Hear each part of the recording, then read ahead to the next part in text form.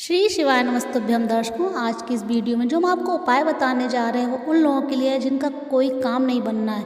बहुत प्रयास कर रहे हैं, काम नहीं बनना है, आपकी नौकरी नहीं लग रही, आपका व्यवसाय नहीं चल रहा, आप बहुत ज़्यादा परेशान हैं। तो ये उपाय बहुत ज़्यादा लाभकारी है, गुरुजी ने अपनी कथा में बताया है और बिल्कुल नया उपाय है।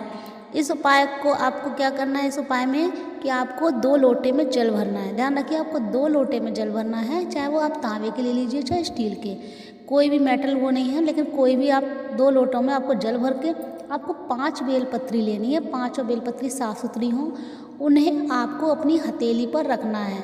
यानी जो 5 बेलपत्री हैं, एक के ऊपर एक आप अपनी हथेली पर रख लीजिए और उन लोटों को एक के ऊपर एक, जैसे पहले आपने हाथ में अपनी बेलपत्री रखी 5, उसके बाद आपको एक लोटा रखना है और उसी लोटे के ऊपर वो दूसरा लोटा रखना है और उसे बहुत ज़्यादा संभाल कर आपको शिव मंदिर जाना है।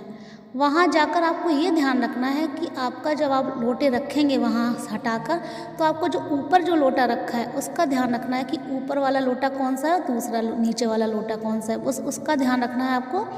तो आपकी जो बेलपत्री हैं 5, तो उन 5 बेलपत्रियों को आपको जो डंडी वाला हिस्सा है वो आपको अपनी से अपोजिट साइड रखना है। जैसे आप जिधर बैठे हैं तो आपकी जो पत्तियां हैं वो बेलपत्री, वो आपकी जो पत्ती है वो आपकी तरफ उनका मुख हो और डंडी का मुंह शिव जी की तरफ हो। इस तरीके से आपको 5 बेलपत्रियां आपको रखनी है। आप चाहे इकट्ठी रख दीजिए, चाहे आप एक एक करके रख दीजिए। गुरुजी ने कथा में ऐसा कुछ नहीं बताया है, बस आपको 5 बेलपत्रियां, बस याद ध्यान रखना है कि डंडी वाला मुंह आपकी तरफ ना हो, डंडी वाला जो हिस्सा है वो आपकी तरफ ना हो, वो अपोजिट साइड होगा आपके, और रख दीजिए 5 बेलपत्री।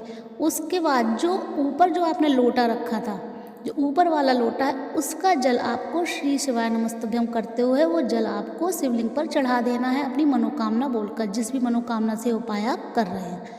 और जो दूसरा लोटा यानी नीचे वाला जो लोटा था, अब उसे लेकर वहीं आपके आसपास जो बेलपत्री का जो वृक्ष है वहाँ जाना है और वो जल आपको श्री शिवाय नमस्तुभ्यम करते हुए वो जल आपको बेलपत्री के वृक्ष के नीचे आपको चढ़ा देना है। ध्यान रखिएगा कि जो ऊपर वाला जो जल होता है, ऊपर वाला जो लोटा है, उसका जल आपको शिवलिंग पर चढ़ाना है और जो नीचे वाला लोटा है वो आपको बेलपत्री के वृक्ष के नीचे चढ़ाना है।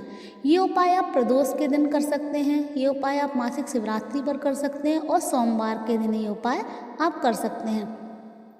और इस उपाय को बस ये ध्यान रखना है कि आप इन्हीं दिनों आप उपाय कर सकते हैं। तो कल प्रदोष है यानी 19 जनवरी, तो प्रदोष का दिन है, इस दिन बहुत ज़्यादा शुभ दिन है और उपाय आप जरूर कीजिए। आप एक बार ही उपाय कीजिएगा, देखिएगा आपको परिवर्तन देखने को जरूर मिलेगा। पूरी श्रद्धा और भाव के साथ उपाय कीजिए, देखिएगा महादेव आपकी जो भी मनोकामना होंगी जो जरूर पूरी करेंगे।